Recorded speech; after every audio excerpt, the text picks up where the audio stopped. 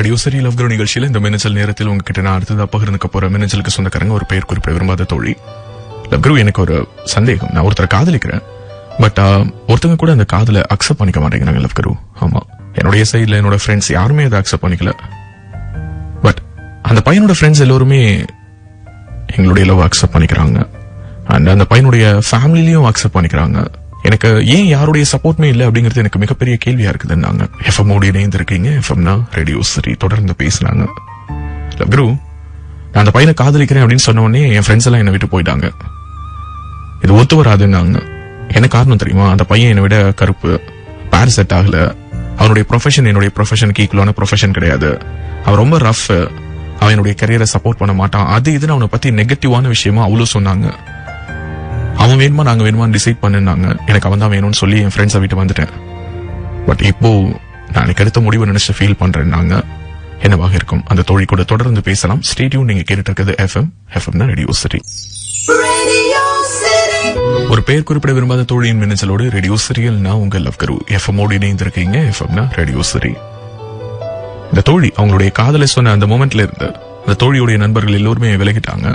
ஏன்னா அவனுடைய தேர்வு சரியில்லை அப்படிங்கிறது அவங்களுடைய வாதம். அதற்கு அவங்க சொல்லக்கூடிய காரணங்கள் பல. பட் அது எதையுமே இந்த தோழியால அப்போதைக்கு பெருசா பார்க்க முடியல. ஆனா இப்போதைக்கு அதை நினைச்சு வருத்தப்படுறதா சொல்றாங்க. 2 வருஷமா அவன் கூட இருந்துட்டு லவ் குரு.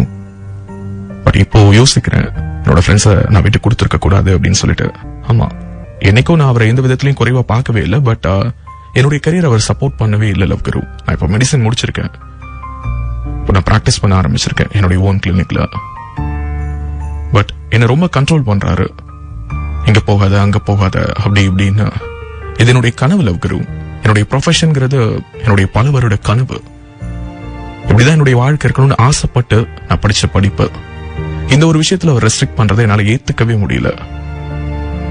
பல வகையில எனது ஸ்ட்ரெஸ்க்கு உள்ளாக்குது. என்னுடைய வேலை சார்ந்து மட்டும் என்ன ரெஸ்ட்ரிக்ட் பண்ணாதீங்கன்னு பல தடவை அவர்கிட்ட சொல்லியிருக்கேன். ஆனா அதை அவர் புரிஞ்சுக்கிற மாதிரி தெரியல. அவர்கிட்ட எவ்வளவு நிதானமா பேசியாச்சு. இல்ல இந்த மாதிரிதான் நீ நடந்துக்குவ அப்படின்னா என்னுடைய குடும்பத்துக்கு நீ ஒத்து வர மாட்ட அப்படிங்கிற வார்த்தை வந்து விழுது. என்ன பண்றதுன்னு தெரியலன்னாங்க. இந்த தோழிக்கு ஒரு சில வார்த்தைகள் ஷேர் பண்ணிக்கணும்னு நினைக்கிறேன். இந்த பாடல்களுக்கு பிறகு ஸ்டேடியம் நீங்க கேட்டுட்டு இருக்கிறது FM radio city. Radio city love guru நிகழ்ச்சியில ஒரு பெயர் குறிப்பிட விரும்பாத தோழியின் மின்னஞ்சல தான் உங்ககிட்ட ஷேர் பண்ணிக்கிட்டேன். அந்த காதல் வேண்டாம் அப்படின்னு சொல்லிட்டு நண்பர்கள் சொன்ன போது அந்த நண்பர்கள் வேண்டான்னு சொன்னவங்க எனக்கு அந்த நண்பர்கள் சொன்ன விஷயம் தான் சரியோ அப்படின்னு நினைக்கிற அளவுக்கு அந்த காதல் கொண்டுட்டு வந்து அவங்களை நிறுத்தி இருக்குது. இதுதான் அந்த காதலுடைய துரதிர்ஷ்டம். ஒரு சில வார்த்தைகள் உங்களுக்கு ஷேர் பண்ணிக்கணும்னு தோணுது. எஃப்எம் ஓடி இணைந்திருக்கீங்க, எஃப்எம் ரேடியோ சிட்டி. எனக்கு தெரிஞ்ச ஒரு எழுத்தாளர், அவங்களுடைய கணவருக்கு அவங்க எழுதுறது பிடிக்காது. அவங்க நல்ல சிறுகதைகள் எழுதுவாங்க. அவங்களுடைய விரலை உடைச்சிட்டாரு. அதற்கு பிறகு அவங்க தொடர்ந்து எழுதினாங்க. அந்த கணவரை டிவோர்ஸ் பண்ணிட்டு வந்து. ஆனா என்ன பொறுத்த வரைக்கும் ஒரு எழுத்தாளரை வீட்டுக்குள்ளார முடக்குனா சில எழுத்துக்கள் இங்க பதிவாகாமல் போகும், சில படைப்புகள் இங்க உருவாகாமல் போகும். ஆனா ஒரு மருத்துவரை வீட்டுக்குள் முடக்குவது அப்படிங்கிறது இங்க சில உயிர்களை போக வைக்கும். ஏன்னா நீங்க யோசிச்சு பாருங்களேன், ஏற்கனவே டாக்டர்ஸ் பற்றாக்குறைங்கிறாங்க. அது ஒரு ட்ரீம், அது ஒரு கனவு. நீங்க சொல்ற மாதிரி அது ஒரு வேலை கிடையாது, அது ஒரு கனவு, அது ஒரு லட்சியம், அது ஒரு சாக்ரிஃபைஸ். அப்படிப்பட்ட ஒரு விஷயத்துல உங்களை ரெஸ்ட்ரிக்ட் பண்ற ஒரு நபருடைய புத்தி, அவருடைய விசாலமான பார்வை எப்படி இருக்கும்னு எனக்கு தெரியல. தயவுசெய்து அவரை பத்தி நான் தப்பா சொல்றேன்னு நினைக்காதீங்க. அவரு டார்க், பேர் செட் ஆகல, அவர் உங்களை விட கம்மியா படிச்சிருக்காரு, அது இதுன்னு உங்களுடைய ஃப்ரெண்ட்ஸ் எல்லாம் சொன்னபோது அதை எதிர்த்து நினைங்க பாருங்க, அது லவ். ஆனா இவ்வளவு நெகட்டிவா தன்னை பத்தி சொன்னதற்கு பிறகும் தான் தான் வேணும்னு நிக்கிற பொண்ணுக்கு சப்போர்ட்டிவா இல்லாம உங்களை ரெஸ்ட்ரிக்ட் பண்ணணும்னு நினைக்கிறது என்ன மாதிரியான ஒரு ஆட்டிடியூடுன்னு எனக்கு தெரியல.